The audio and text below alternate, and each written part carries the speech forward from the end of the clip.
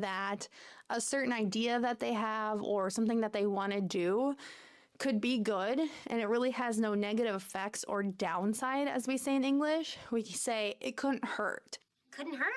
So someone says, I like my job, but I'm thinking about applying to other jobs so maybe I can get paid more. You could say, well, it couldn't hurt, meaning there's no downside to applying for more jobs because, it can't really hurt you in the long run. Something my mom says is it can't hurt to ask for a discount.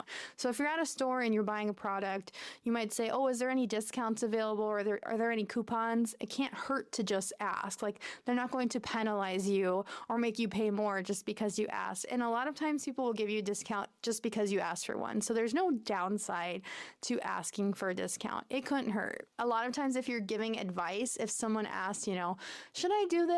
And you think that there's no downside to doing it, and you're just kind of positively saying, yeah, you can do that. Like, it's encouraging. You say, yeah, couldn't hurt. The next phrases that I'm going to go over are really good for giving advice. So the first one is cut someone some slack, or to cut someone slack. Cut her some slack, okay?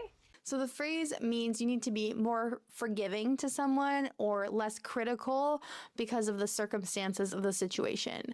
For instance, if someone makes a mistake and, they just started the job or, they have a really difficult job, there's a lot of things going on, instead of, criticizing them, you say, I'm just going to cut you some slack. This means I'm going to be forgiving.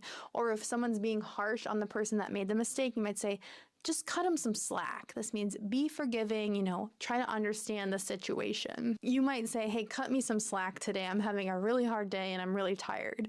This just means be forgiving because I'm probably going to make mistakes or not do as well as I normally do. A great phrase that has been on my list to teach for a long time is read the room. Read the room. This is so commonly said in English. It just means pay attention to how people are feeling in a situation or understand the vibe or the feelings that are going on. Commonly now English speakers will say, like, what's the vibe? But we also say, like, we need to read the room. Meaning if everybody, in the room is really sad because they just lost a family member or something, you don't want to go into that room or that social situation all happy and jolly and saying, like, oh, we should go out for drinks or whatever it might be, because you need to read the room. Everyone's kind of grieving or having sadness. Same situation, like if everyone's very serious, hard at work, and you come in and you're saying, oh, let's take a break, let's go out for lunch. It's like, read the room, we're all working really hard right now. So it's like, understand the social situation. And this is kind of harsh to say to someone, so just be careful with it. If you say, hey, can you read the room right now? It doesn't mean the literal room, it just means the social context.